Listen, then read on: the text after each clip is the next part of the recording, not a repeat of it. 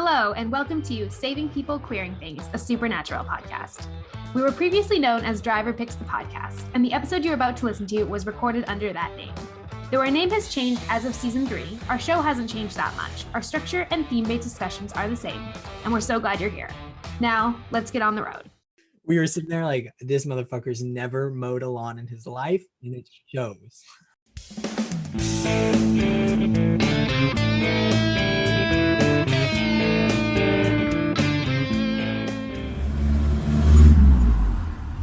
Hello, and welcome to Driver Picks the Podcast, the show where we talk about ghosts, queer road trips, and free will through every episode of the cult CW series Supernatural. Today, we are exploring season 2, episode 20, What Is and What Should Never Be, through the theme of redemption. I am Abigail, your host. My pronouns are they, them, and joining me for this episode are Elayna, Noah, and Renny. Do you all want to introduce yourselves again so that people can hear your voices? So I'm Elayna, and pronouns are she or they, and I'm a super long time fan of Supernatural. I know way too much about the show, probably for my own good. And I'm super excited to be back because this is literally one of my all-time top 5 favorite episodes of the series. So when I was saw it was an option that I could be on, I was very, very hyped. Hi, I'm Renny. My pronouns are she, her, and I'm also a longtime Supernatural fan. Discovered it in high school and have been watching it on and off ever since. And yeah, this is one of my favorite episodes too, so I was really excited. I made sure that I was on it. I'm Noah. I've seen a few episodes here and there, season 1 and a few. I'm back. He, him, having a good time, ready to party. And we're gonna party. It's a happy one, it's a sad one, it's everything in between. Some great acting from Jensen. Yeah, Jensen, I believe in my notes, I so eloquently described it as Jensen acts his face off. The tear and then the second tear at the grave. I think that's the first time we've gotten the 2-tier action from Jensen. It's not the last time, but it is the first time. So I think it's pretty clear that we've all enjoyed this episode. So now it is time for our series recap. Here's what you missed on the road so far. 3, 2, 1, go. So Sam and Dean had lost their father at the beginning of this season, and right before John died, he told Dean that he would either have to save Sam or kill him. That's been a constant theme throughout this whole season. They have fought a bunch of new monsters and old monsters and had to stop hunters from killing Sam. There are a lot of special children with weird powers. They still don't know why. They have been hunted, are being chased by the FBI really actively, and we still don't know what's up with Sam and his weird powers, but we're going to find out soon. Well, that was a brilliant finish. Marvelous. A top tier recap. Thank you. So now that brings us to this episode, 220, What Is and What Should Never Be, and our 30-second recap for this episode. So today, Renny is going to do our 30-second recap. So whenever you're ready, I will count you in. 3, 2, 1, go. Okay, so Dean stupidly goes into an abandoned building alone and gets weirdly easily captured by a djinn. He wakes up in an alternate universe where his mom wasn't killed by the demon. Sam is a preppy law school student engaged to Jess. Dean's not really into his hot girlfriend. He's thrilled to mow the lawn and be a, quote, civilian. He finds out he doesn't get along with Sam. None of the people the Winchesters saved hunting are alive. He cries at his dad's grave. He hunts the djinn with law school Sam. He figured out he's trapped with the girl he's been hallucinating. He has to choose between his real life and the djinn's reality, and then they have a heart-to-heart. Dun, dun, dun, dun, dun, dun. That was so succinct. Okay, so moving forward into our theme discussion. Our theme this week is redemption. How do we see redemption in this episode? It might be easier to say, how do we not see redemption in this episode?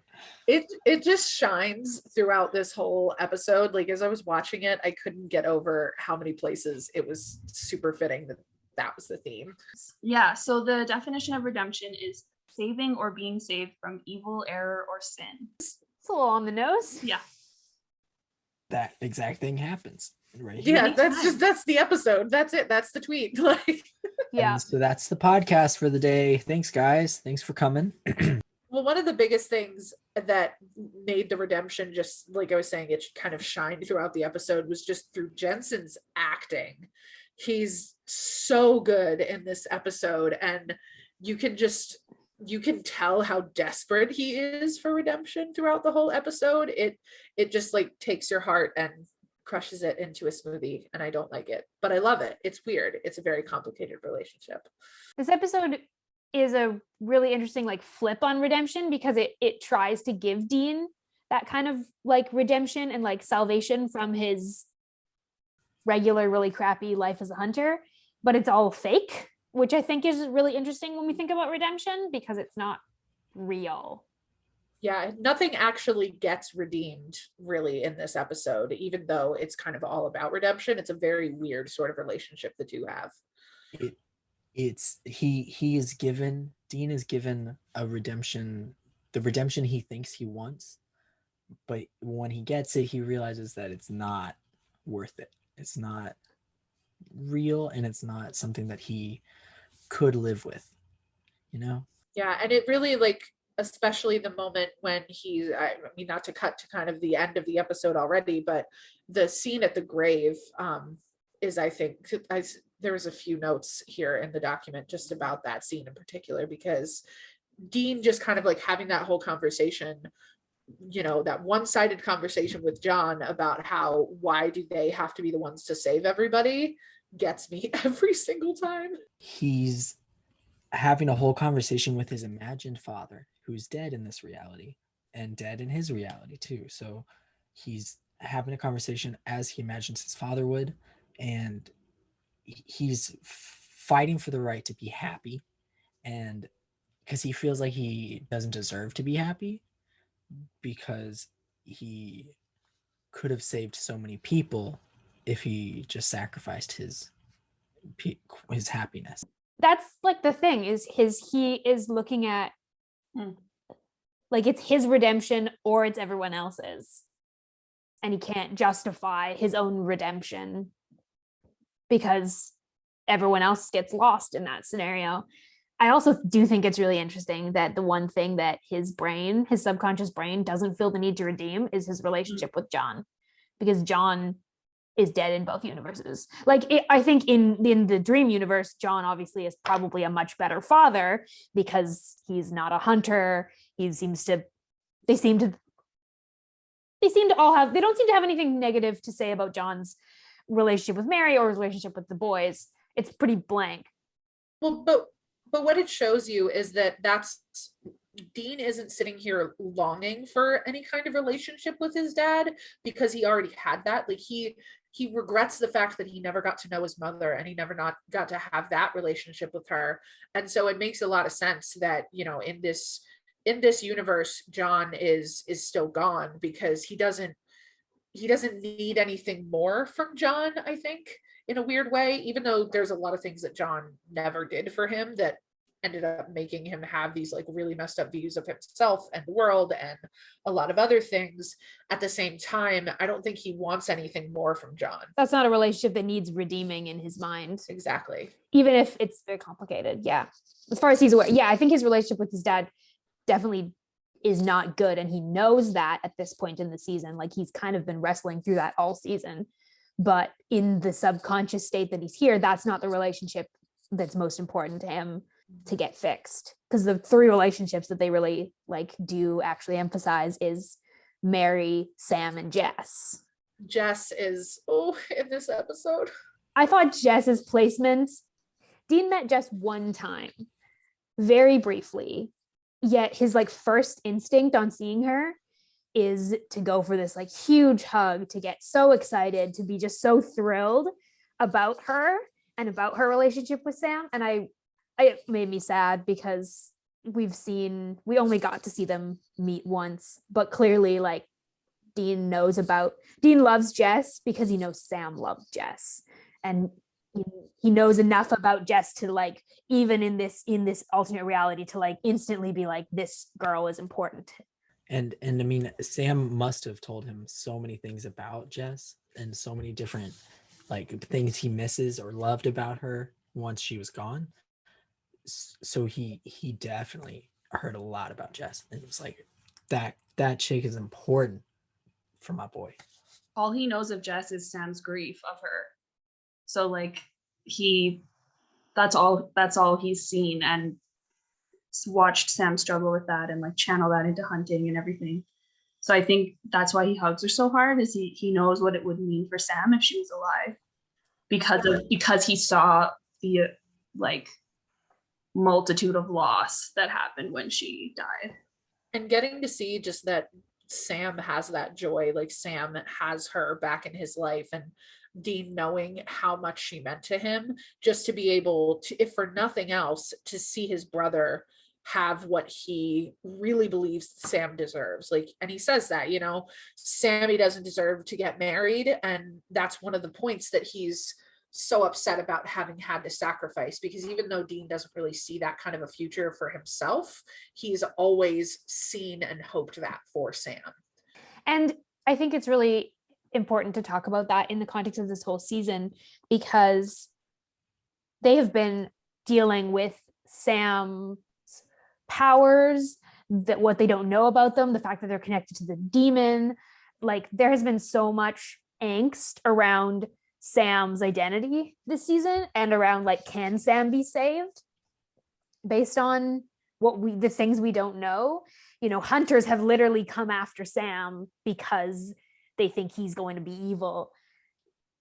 And then so like the fact that Dean still, like, his way of seeing Sam is that Sam could have been all of these things and like deserved to be, and that at Sam's core, Sam's not evil. Sam's this dorky kid who's a little bit of a genius, who should have been able to like go to law school and marry his sweetheart, and that's still how Dean sees him, even despite all they've been through this season, which I think is really significant. Yeah, I think that there's a deep sense of not just redemption, but of relief on Dean's part throughout this episode. Just seeing, because like you were saying, all of the things that he has struggled with about Sam and figuring out his identity this season, having this opportunity to just see Sam completely free of all that. Like, he has Jess, he has law school, he is, you know, wearing bright colors and preppy clothing. Like, he's getting to lean into the parts of himself that he had to cut off when he started hunting again. And so for Dean to see his brother getting to be this fully realized person outside of that, I think is a sense of just, Dean feels like he doesn't have to protect Sam at this point. Like, he's allowed to watch his brother live his life without having to take care of him. Yeah, and Sam doesn't need redemption in this universe, whereas in the actual universe of the story, Sam is desperately looking for redemption. And here he doesn't need it, so Dean doesn't have to try and find it for him. Yeah, Dean casts himself as the villain in that, where when Sam's talking about how he like stole his money and stuff, like, you know, I don't remember all the details, but he had done some things in the past that Sam wasn't happy about. Yeah, it was the stealing of the credit card. And it kind of struck me as like, yeah. It struck me as Dean is still, even in his fake reality, he still has this like rebellious, kind of reckless spirit that needs to be satiated, as if like he's meant to be a hunter, whereas Sam in that version is the quote good guy and like the angel kind of, who hasn't done anything wrong, and he's like followed all the rules and has the cookie cutter life kind of. Dean never sees himself as actually fitting in that life. Even in this universe, he's got to be the one that doesn't quite know what he's doing with his life, that is screwing up the people around him's life just by, and I think that's the really tragic part of this episode when it comes to redemption, is like Dean doesn't see himself as sort of worthy of redemption, like by the end. And I think all throughout, he expects all of these people to think badly of him, and he like plays into that. And even like the strategies that he uses once he has like realized that what it is and he's hunting the djinn, like all the strategies that he used depend on him playing up that side, you know, him like pretending to steal from Mary, you know, he's taking the silver knife and like all of those things. He doesn't try and like fight that reputation. That's a really good point. Because he doesn't really ever let himself enjoy this life, like not really, like other than the very beginning with Mary, he never gets to enjoy this like quote unquote like perfect dream life. Well, I think he allows himself to a little bit when he's alone with Carmen after the dinner. Yeah, Okay, that's fair. But my favorite bit of that though is when he realizes, like, there's this tension in you work nights at the long dramatic pause. And it's just his reaction when he's just like, that is so respectable, is just the cutest little face he makes. It's wonderful. As I have said it before and I will say it again, domestic Dean supremacy. Domestic Dean is wonderful and wholesome and deserves to have space in You Supernatural. heard it here, folks. Dean's turn-ons are respectability, stability. He's like, oh, that's some good stuff right there. The mowing the lawn, I mean, come on. The joy he has chewing a sandwich that his mom made him and then mowing the lawn is just the most wholesome thing I think the show has ever done. And I love it so much. This is one of the first times. I mean, this is like one of the first times we ever really get to see it in a substantial way. You know, him doing things that are not hunting. As wholesome as that scene was, as soon as it came on the screen, me and both of my roommates who were watching were like, bro, the blade is nowhere near the grass. What are you doing?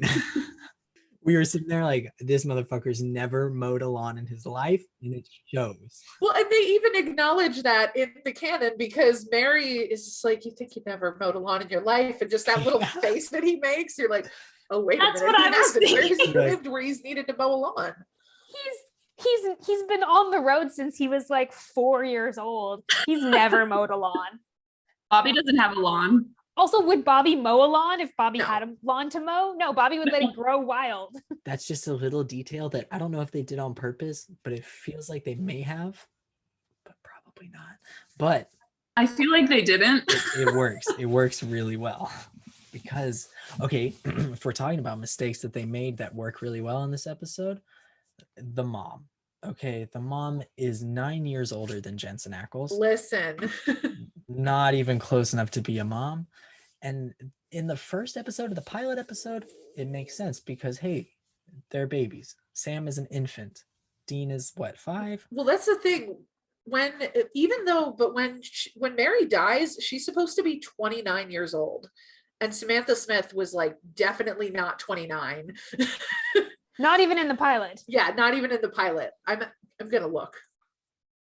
But in this episode, it makes sense because the Jinn is going off of Dean's memories and Dean's projections of Mary. So he has no concept for what Mary would look like older because he's only seen her up to when she died, which is how old she was, because that actress looks not at all different because it's been 1.5 years maybe since they filmed the pilot. So it's like, oops, here she is. Okay, so she was 33 at the time that the pilot was filmed, but there's been like time, and then there's also, and Sam is in law school, so it's like she's 34 in real life, say 35. Yeah, we'll push it up 1 year.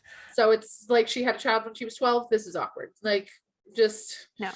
But I like that interpretation of the fact that like that would have been based on Dean's memories. Yeah. If they pull her back for further episodes, oh my god, don't even can't. Yeah. Yeah. I'm okay with it. Yeah. I think it's an interesting thing to even just like the way she's, not just the way she looks, but like the way she's personified, where she's very much, especially in the first couple of scenes, like she's caring for him like he's a child. And it's this weird juxtaposition of like, she kind of treats him like her grown son, but she also kind of treats him like a 5-year-old.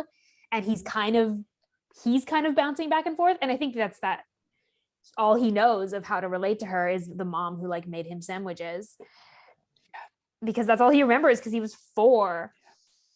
Yeah.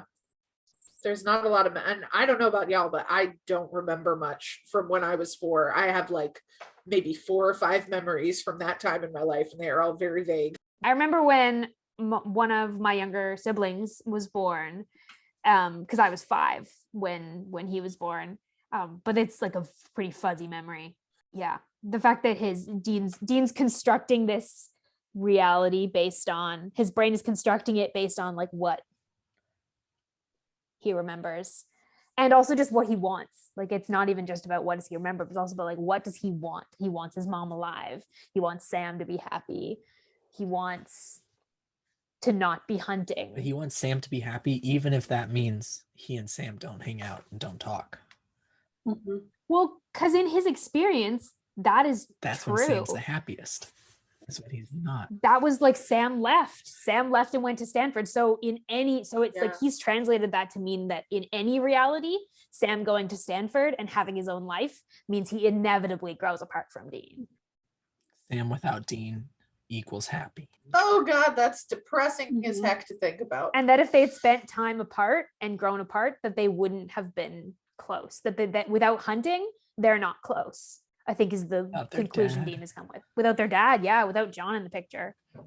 Which is painful because John did so many things to both of them, but specifically Sammy. Like, he fucked Sam up hard. He fucked Dean up real bad too, but Dean doesn't think that, in Dean's mind. Dean's like, I'm a fully functioning adult thanks to my father. Sam's messed up with perfectly healthy coping mechanisms. 100%. I don't have a weird relationship with the memory of my dead father. Not at all. Not in the slightest. Although that was one point I did want to bring up, was the fact that everybody in the episode thinks that Dean is drunk and he's not.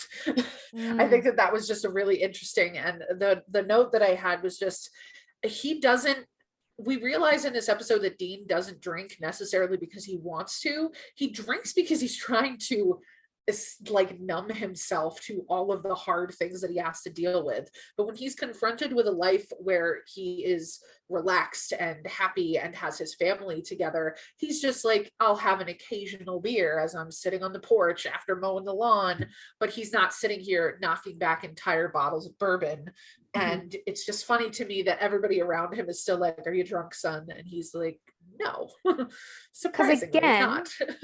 He thinks his perception of him, he thinks that that regardless of the universe, everyone's going to perceive him in a certain way. And his brain is not redeeming that perception in this new world. It's just carrying that self-concept over. Yeah. You can tell in this episode, his self-esteem is still not very good. Because even in his best world, he's not good, like he has all these flaws that he sees in himself. Everyone else is kind of the perfect like version, except for Dean. Dean is the one piece that doesn't fit. He's which is, I think, what ends up cluing him into the fact that this isn't real. Well, no. I think Dean is the outlier because Dean sees himself as the outlier 100% of the time, no matter what. He thinks he's so broken and so hopeless that he's always going to be on the outside. Even in his perfect fantasy, he can't be on the inside. He can't be happy. He can't be okay. He can't have everything perfect. That has such depressing implications. Yeah, it does. It sucks. And it's like, damn, that hurts in so many different ways, especially when we think about the rest of like the context of the season. Again, his the thing that John says to him at the beginning of the season says, you got to save Sam or else you're gonna have to kill him. He's like put that on Dean right before he died, and now Dean has been like carrying that. And even the fact that he sees himself primarily as someone who is flawed, whose only value comes in his ability to save Sam, or in this case save everyone, is really, really, it's sad. It's really and I think it makes sense that that's where he's at, that in this universe that's how he feels about himself, because that's what the story has been like hammering into him all season about what his purpose is.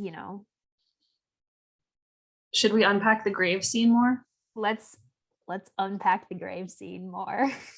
I feel like that's like an important focal point in the redemption topic. Yeah. He looked everyone up. That was so sad. He remembered. Like, that's a memory. That's not like, he doesn't have John's journal. Oh, that's such a good universe. point. That's pure memory. He's looking up events that he remembers where they saved the most people. Like he pulls up the plane crash, right? What else does he pull up? A few different. He pulls up the girl in the pool though. Yeah, because he also pulls up the kids that in the hospital. Yeah. I don't know. I feel like he probably looked up. I'm kind of with Abigail. I think he looked them all, because he realizes that they all are gone. Yeah, I mean, I think both points still stand, because he looks up clearly. He says, all those people. He's like, it's everyone. Yeah, no, that's fair. But also the ones he specifically identifies are those really significant ones. Yeah. So it's also interesting in the graveyard scene how he does conceptualize John, because he's talking to suburban John's grave, but he's really talking to like Hunter his John. What's interesting though is that he died the same year though, as you see on the gravestone. He died in 2006. So it's still recent. Yeah. It would be recent. Do they say Sam is about to graduate? They don't specify where he's at in his schooling. Okay. You just know that he has like a law textbook at some point in the beginning of the episode. So similar timeline to the show, honestly. I really liked how they did that though, of just because at the beginning of the episode, before this whole dream sequence begins, you've got Sam looking up all these lore books, and then you don't really, when you're first watching the episode, you don't really realize that something's different until he closes that book and it says that it's like pre-law or something. It's kind of a really nice touch. Yeah, that first phone call, he's like, shit's going on. Yeah. I mean, I was like, you're fighting Jin. Yeah. I've seen The Witcher, so I'm like, hey, motherfucker, you're done. This isn't real. It's okay. I also love, along those lines, all of the pilot mirrors in this episode, because there are a lot of them. Nice. Like very shot for shot kind of things, the scene where Sam says, "Oh, I just need to talk to my brother for a sec." Where's the other one? When he goes into the house and tries to take the silver. Yes. There's "We've got work to do," which is a direct quote from the pilot, which is important. When the brothers are fighting and he says that was too easy. You should be embarrassed. That was too easy. Yeah, which is a flip on what happens in the pilot, because in the pilot, Sam does actually immediately thereafter take him down, and in this world, Sam isn't that. And Dean tries to start the bitch punch. Oh, the bitch jerk. Yeah, bitch jerk. That's what it is. I'm sorry. He tries to start that back up, and it doesn't. Why'd you call me a bitch? And it's just the look on his face is so funny. Damn. Okay. Sam's just so offended. That was a good callback. I liked that one. I understood that. He's like, language, Dean. Going back to the graveyard scene. Jensen just kills it, honestly. I want the record to show that I cried 3 times in my watching of this, even though I recently rewatched this episode and have seen it like dozens of times. I still cried 3 times because the Jack-Dig Joyces are top tier in this. Can I just read the end of his little speech so that we have it in the episode? Because I feel like it's important for redemption. He says, "Why is it my job to save these people? Why do I have to be some kind of hero? What about us? Why do we have to sacrifice everything, Dad?" But I wrote, even in saying all that, he knows he's still going to hunt the Jinn. I feel like in that moment, he knows what he's going to do. He knows he's not going to stay in that reality. He's compelled to do the right thing, even though everything in him wants to give in and hold on to that like happiness that he's kind of created. And he redeems himself through that unquestioned sacrifice because he knows the world needs him. And so he decides to do that, even though, everything in him doesn't want to. Yeah, he makes that choice out of love for the people around him. And yeah, we don't the fact that he's asking that question has kind of already sealed the decision. Yeah. And it's not actually ultimately about what, it's not ultimately because of, you know, what John would say. You know, he says, you know, I know what you would say, your happiness for all those people's lives, no contest. And he like even puts on, like, Jensen again, kudos, puts on a little bit of a voice to like say that line, you know, your happiness for all those people's lives, no contest. That's the voice he's hearing, but the reasons that he actually chooses to hunt the djinn is because of his own sense of like care and self-sacrifice. Dean Winchester is a hero. You heard it here first. And I think too, it's also in the context of this season as a whole. You know, we were mentioning this before, that it's not necessarily just about all of the people that they have saved that are now dead in this reality. It's also that he realizes this is a reality without his Sam, and he knows how much danger Sam is in because of everything that's been happening leading up to this episode. And so if he is going to honor his promise that he made to his real father, which is that he's going to protect Sam or he's going to kill him, he can't do that from this reality. And Dean knows that at all costs, he's going to do whatever he can do to save Sam. And so he realizes, like, I have to go back whether I want to or not, because I have to save my brother. That's a really, really good point.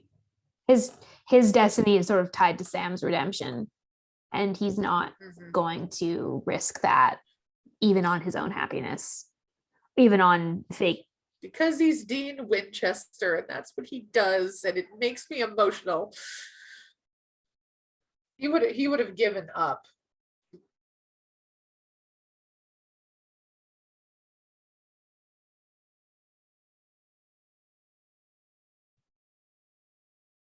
Yeah, and then he saves that girl that he was trapped with right after he like wakes up, which kind of, I think it drove home the idea that like the world needs him, because that girl would have died if he hadn't dug himself out. And well, I guess Sam might have saved her actually. Well, but if Sam had showed up and Dean was dead, I don't, yeah, he might have been, oh, fuck this. I think that girl was right on the brink, and if Dean was close to dead and Sam wasn't able to do him, that's his 100% his priority is going to be Dean. And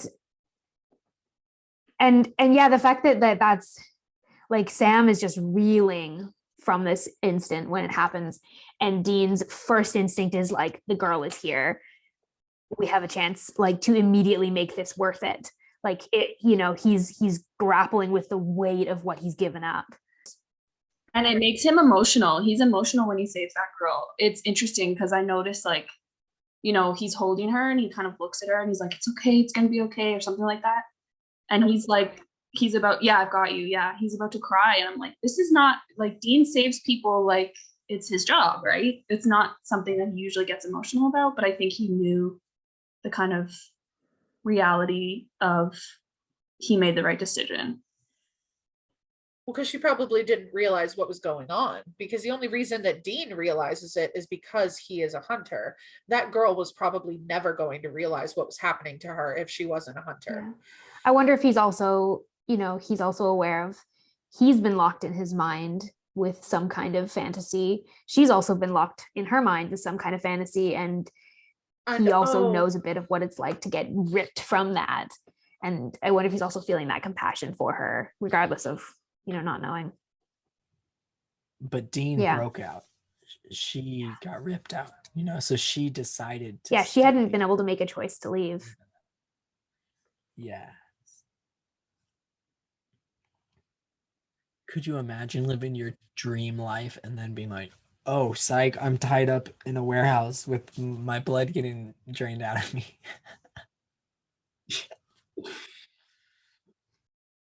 Here's a really sad implication too, though. She was picturing her dad and being with her father, which means that her father is probably gone. Yeah. This episode is just, it is a gut wrencher.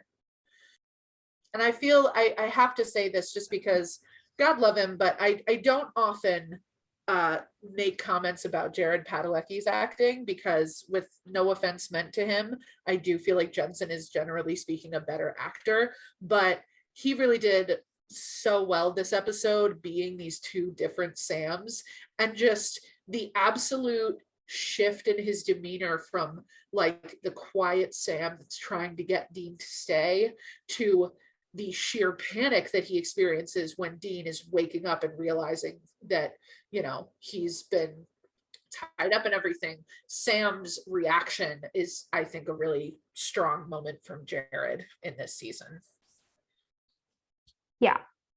Yeah, he's playing to, and it's not the first time we've seen that from Jared this season. We also saw it in Born Under a Bad Sign. Seeing him play multiple versions of kind of the same character, and in this one it's just that slight shift into Dream Sam, and it's enough, and he plays it well enough that it's enough that we immediately know as viewers this is not the same Sam. It's his body language. It's not just his words and how he says it, but his body language towards Dean is different. He's not as welcoming. Yeah, he's standoffish towards Dean, which is not something we'd ever known him to be. Yeah, they're always positioned at like angles from each other, as opposed to sort of like soft, like. But despite that, despite the fact that this Sam and Dean are so clearly, there's a fracture in their relationship, Sam still, like, Dean tries to leave to hunt the Jinn without Sam, and Sam still follows him. In this moment, like, where this is the moment where we see Sam, like actual Sam, because his reasons are, yeah, he comes out, and I think I really love that, because I think it's a big moment for Dean to recognize that, like, there is a part of him, his subconscious, that does believe in Sam, regardless of the universe, regardless of the circumstances. There's a part of him that knows that Sam is his brother and will be by his side, in the same way that Dean would never hesitate to be by Sam's side. That Sam, there is a reciprocal nature to that comes out. Yeah, it's Dean acknowledging that no matter what reality he's in, he and Sam are always going to choose each other, and that is just so throughout all the sadness that we've been talking about, on the deep down, he had it. We're okay. And also, just I feel like this may be a good wrapping up point for the main discussion, but just the last line of this episode. Yeah, the last line just gets me so much. And Sam says to Dean, now that we're back into our proper reality, he says, "It's not fair and it hurts like hell, but it's worth it." And to me, I was saying this before we even hopped on the call today, that to me is Supernatural in a sentence. That's what the show is. That's the heart of the show. And I love the note that you had in here, Abigail, that Sam is Dean's redemption. It's so powerful. It's just such a powerful episode. That's what they are to each other at this point in the season. Like, they are each other's best shot at being saved, and that is going to just kind of be there. And that, like, that theme, for better or for worse, like, the fact that their destinies are tied so tightly together is something we're going to keep coming back to. So that's going to wrap up our theme discussion for this week. And next, we're going to move into our Going Meta section, where we are tracking lore, the Bechdel test, pop culture, and more. So we're going to fly through a couple of these things. First off, Bechdel test. We don't pass. Even though we have 3 named women, none of them talk to each other because... Noah, can you just read the note you put in here? Yeah, so this is my note that we had a stronger female presence in this episode. By that, I mean we had multiple female characters with names. That's how disappointingly low the bar is. Well done, Supernatural. That's all we have for that. It hurts. They had such an It hurts. opportunity. It hurts. They had Adrienne Pilecki. I fucking love her. She's so cool. Can I just add too I just think Carmen is like, she just is there to represent stability and like hotness. She's compat also. Yeah. Yes. So intensely, Mhm. which we'll get to. Yes. But yeah, she's a trope. She's projection. Yeah. And like I like what they're doing with that trope because it is fairly obvious that it's a trope, but at the same time, the fact that is like our main female who gets talking points in the episode is like disappointing. Yeah, she's literally like, she's just the girl from the advertisements for the beer. Straight up with whatever Dean imagined filled in, Yeah. you know? Which is not a whole lot, which is pretty detailless. She's a nurse. Yeah, she's a nurse. That is so respectable. I just love how he says that line. the whole tone where he's like kind of smirking, but it's only he's making a joke, but the joke's only for his own benefit. For him. Yeah. Nobody else is gonna get it. If anybody said, "Oh, you said that weird," he'd be like, "No, I didn't. You said it weird." Like, move on. It hurts. So next we'll move on to our lore check. Noah, you have notes in this.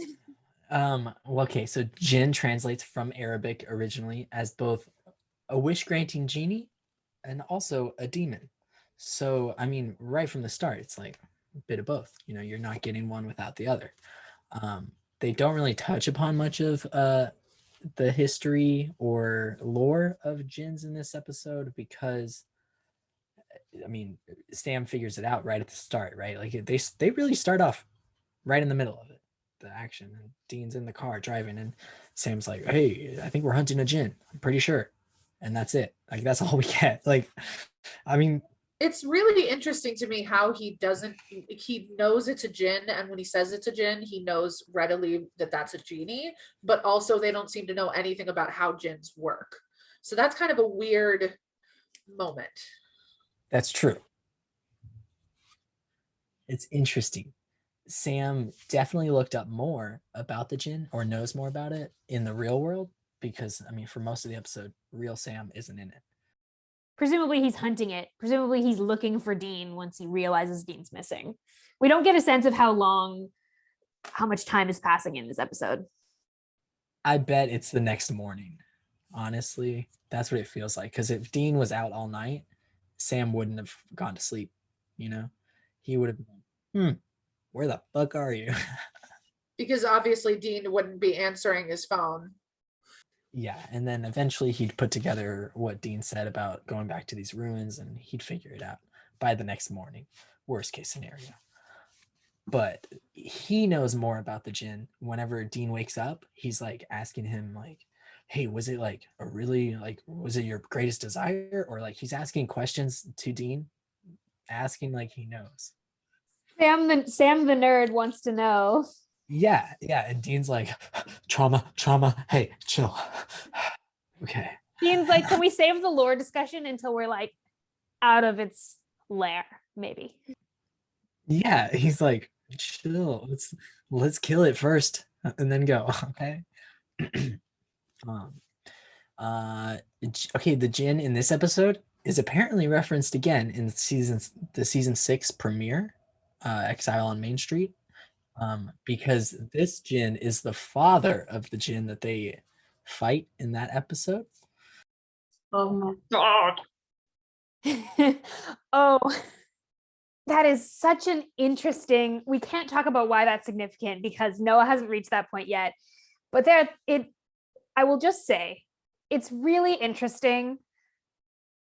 The suburban life that Dean envisions in this Jinn episode compared to some events that are happening in the beginning of season 6. Okay.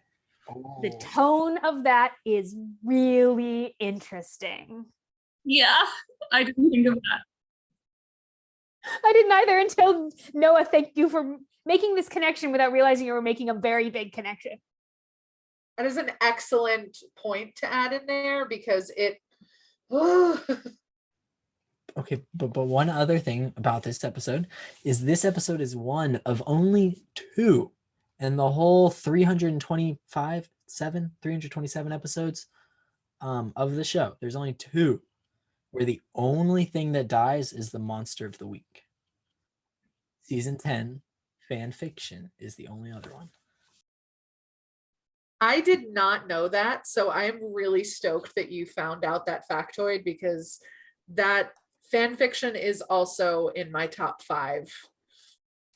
So we don't have anything, as Noah has pointed out, we do have Jin again in season 6, but we don't have anything specific that we're going to add to our Lost Canon jar this week. The lore we get is kind of going to carry through, at least to some extent, and we'll check in again when we meet another Jin. Next, we're going to go to pop culture.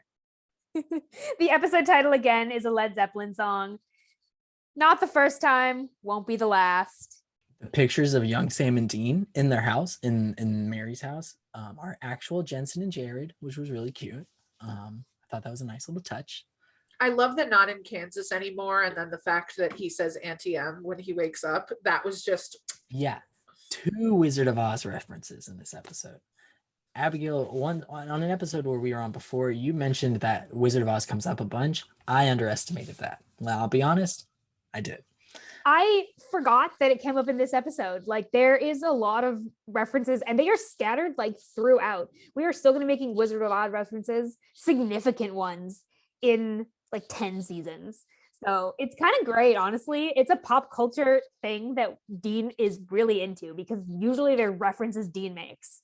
So, well, but you know what, that canonically makes sense because from what I understand, my mom always used to love watching The Wizard of Oz because it was just always like before VHSs and, you know, all that stuff, it would be on TV like annually. And so it would make sense that if Dean was living in hotels and constantly just watching TVs in hotel rooms, that he probably watched that movie a lot because it was on a lot.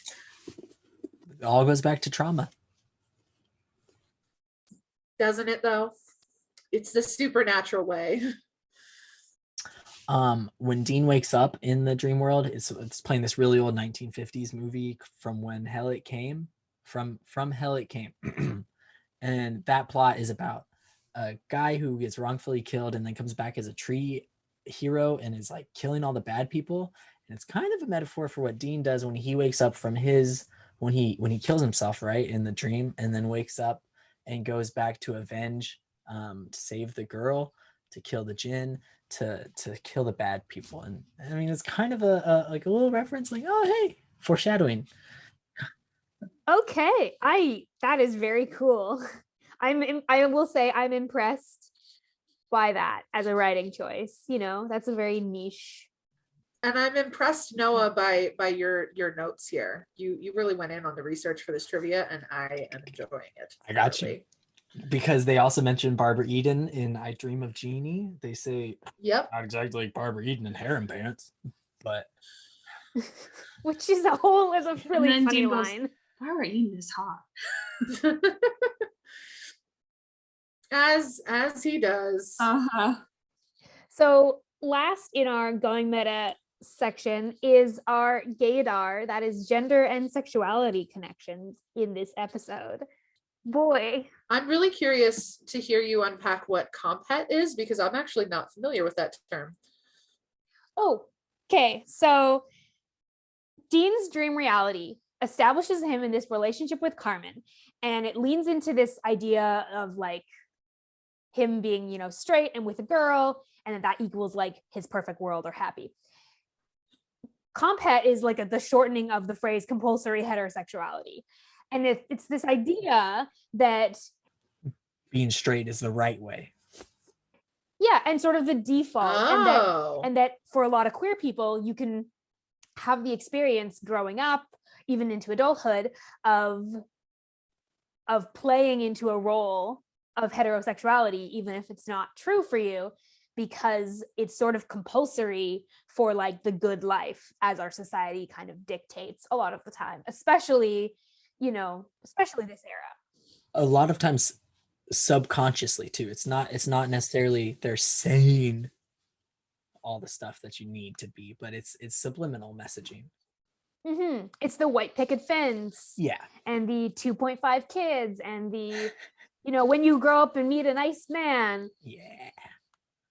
And it's what I was super struck by in this episode with Carmen, and I really like Carmen as like she's really kind. I really appreciate, we didn't get to talk about this earlier, but she really appreciate how she sees Dean, and she sees like her his too. value, and she is the one person who like actually seems to notice him Truly. as he is, and to notice that not everything is okay with him, but genuinely like is present with him in those moments, and that I really love.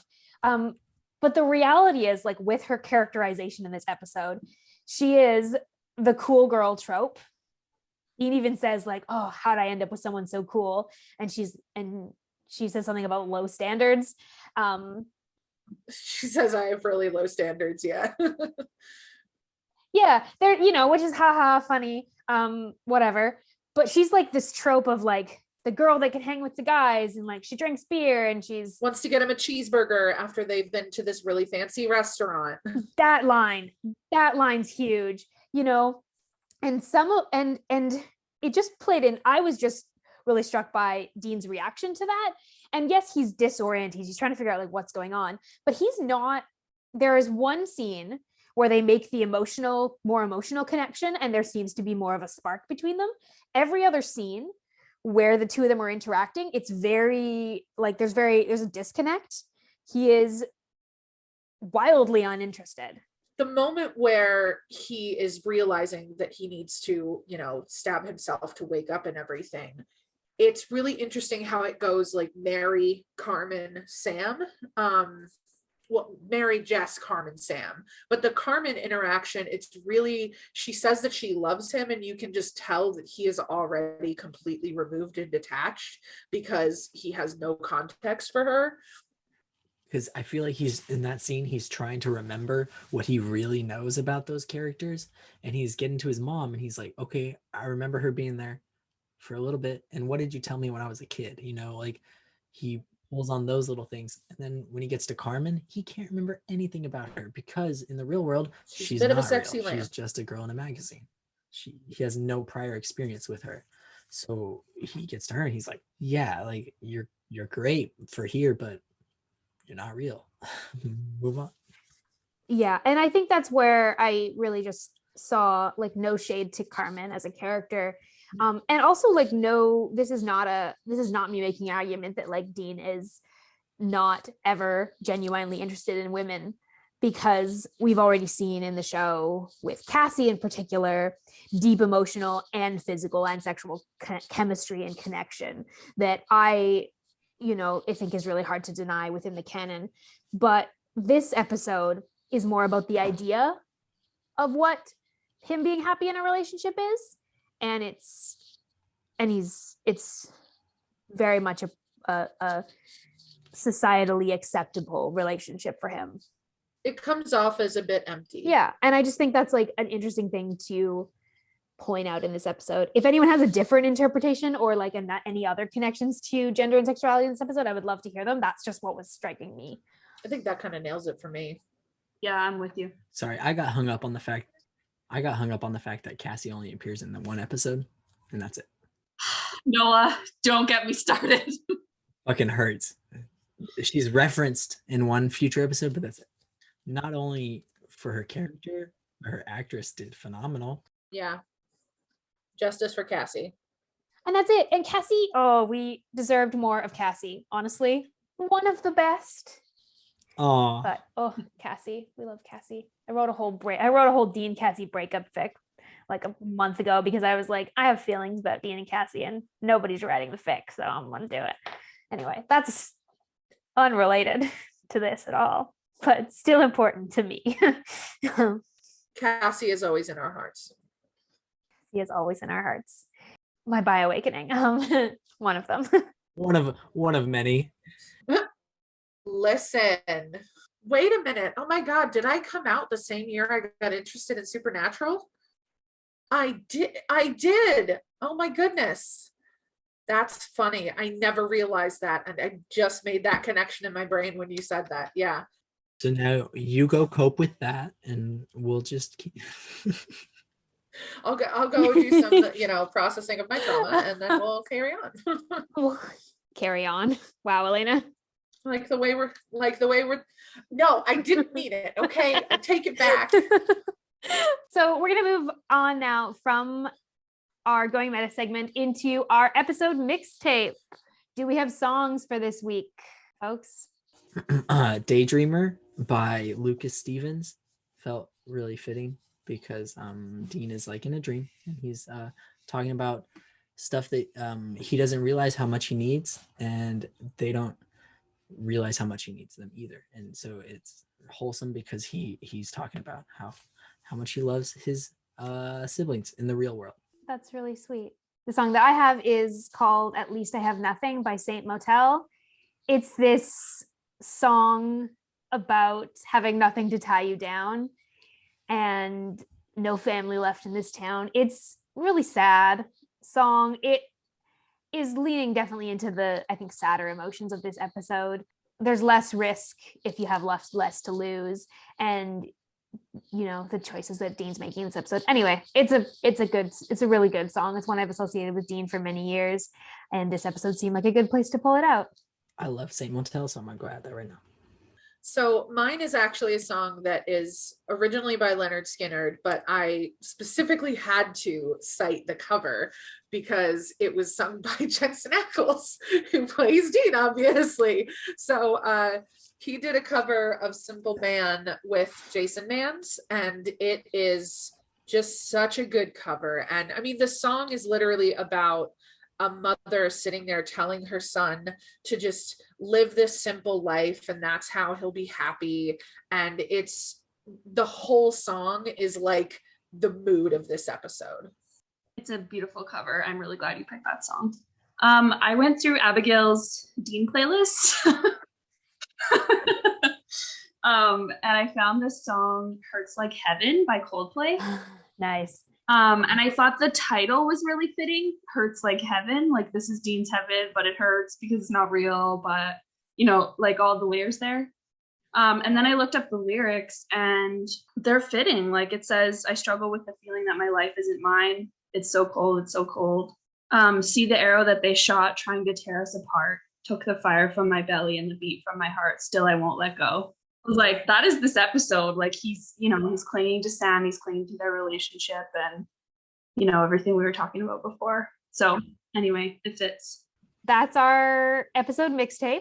So next, I want to hear Noah, as our resident co-host who has not seen what's coming next. What is your prediction for the finale? Next episode, part 1, All Hell Breaks Loose. Okay.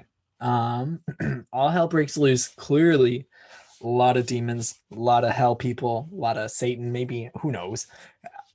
The hell people are coming to get Sam, and I'm betting they're going to come into some sort of confrontation with, the demon that killed their mom and all that. That's somehow didn't happen in the end of season 1, but that's fine. It's whatever. Moving on. It's something like that's going to happen. Hell people, all hell.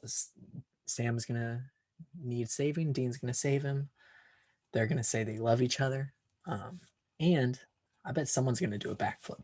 This is like a bingo card of what we think is going to happen, what Noah thinks is going to happen in the finale. It all hangs on the backflip. That's the one. That's the one I'm hoping for. We'll check in with you again, Noah, after we watch the finale.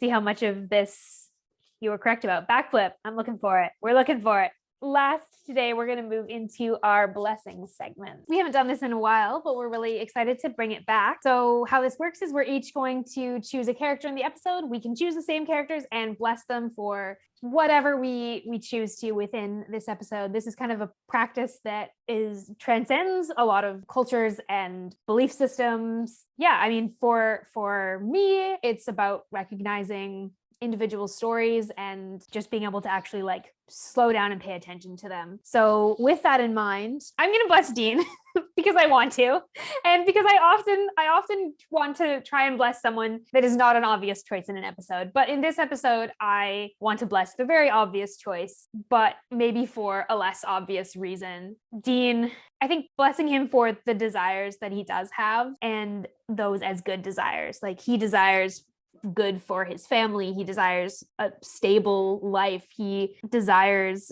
a life where like mowing the lawn and celebrating the people around him's accomplishments is sort of his norm. And it's a simple life. It's not a very exciting life, but you know, sometimes I think one of the things that I've like come back to as I've gotten older is this concept of like, it's okay to have a simple life, and a simple life can be really, really meaningful because of the people you share it with, because of the care that you show them, because you walk with people through all of their lives, the good times and the bad. And that's not something, you know, just because you're not the hero in a fantasy novel doesn't mean you're not doing good in the world. You know, that's what I think Dean wants, is to do good in the world. And he's doing it as a hunter, but he also could have done it as a suburban person. I want to bless him for those, I think, really genuine desires. So mine is actually kind of like a twofold blessing. So Dean is one of the two, because obviously for all of the beautifully eloquent reasons that Abigail was just saying. But in addition to Dean, I also would like to bless Mary for this episode, specifically because of my personal connection to this show and this episode, especially because the interesting part about this is that this episode is going to be airing on April 25th, which is actually my mom's birthday. And I actually lost my mom when I was 18. And so one of the reasons I've always connected so intensely with Dean is because he's got this like longing to have his mother back in his life. And whenever I watch this episode, it hits me in all of the right fuzzy places, because I'm like, I can't imagine having that opportunity to have back the person that I lost, and then still being able to say no to that because it's for the greater good of others. And so I just think that for Dean, there's such a huge sacrifice that he makes in this episode, because even though we all know that this is not a reality that he's in, this is just, you know, a vision in his mind, it feels real to him. And kind of like what Sam says to him in the final moments of the episode, like it's so powerful that Dean had the strength to leave this vision, because he could have had everything that he's ever wanted back. And so just that makes me just really think about him and Mary specifically, and how I think it's such a shame that they never really got a chance to have that together up to this point, you know. So that's mine. I know it's really sappy, but it's just a very deep personal connection that I have to both Dean and this episode in particular. Beautiful. Thank you for sharing that, Elayna. That's really, really meaningful. So thank you for sharing that. That's why I like blessings as a segment. It's so nice. Like, you get to really just like put your heart into it a little bit. That's what this is for. That's what this segment is for. It's for that personal, you know, what's meaningful to you. I think that's what draws a lot of people to this show, is some kind of connection where we see ourselves in the characters or the experiences or the emotions. And I think being able to recognize that and share that with other fans is one of the things I love most in fandom space. Fully agree. Those are both so beautiful. I'm gonna bless Sam, because I feel like he got left out this episode in the real world, and I think I'm gonna bless him for doing his best even when he's not the main focus, working hard even in the background to save his brother and save everyone in the end. It's a very fitting blessing for Sam. I was thinking of the same thing for Sam, Noah, so I'm glad you said it. So because you said that, I'm going to bless Dean as well. I think the reason that I connect to him in this episode is his longing to be, I don't know, like good. And his kind of, you know, he doesn't see himself in a good light, but he's trying to redeem himself. And to redeem himself, he wants to be the one that saves people. And to save people, he leaves this dream that's his perfect reality. And to be there for Sam, like you were saying, Abigail. And so I think just that, like, his devotion to his brother, his family, but also his, I don't know, like, he needs to be needed. And I really relate to that. And I think, yeah, the vulnerability in this episode deserves a big blessing, I think. So with those blessings, we have now reached the end of today's episode, but we do want to say we have some very exciting news coming for the show. Next episode, we have a couple of big announcements. A couple of people from this episode are going to be back. We are really excited to be launching into season 3 and some really cool things along with that. So come back next week. Come talk to us on socials, on Discord, or any of our other social media platforms. We're particularly active on Twitter and TikTok. Hit us up with your predictions for what the big change is. You know, what's this big news? What could it possibly be? Let us know. We want to hear from listeners, because this is going to be a doozy, everyone. And what's also exciting about this big news episode is that it's going to be airing on May 2nd, which is Sam Winchester's birthday. Come join us for a birthday celebration, a big announcement, and a very big backflip in the season 2 finale. One could perhaps say that all hell may break loose. What? Be sure to ride along with us next week as we watch part 1 of All Hell Breaks Loose through the theme of reality. Thank you all for coming along for the ride, and we wish you a peaceful road until we meet again.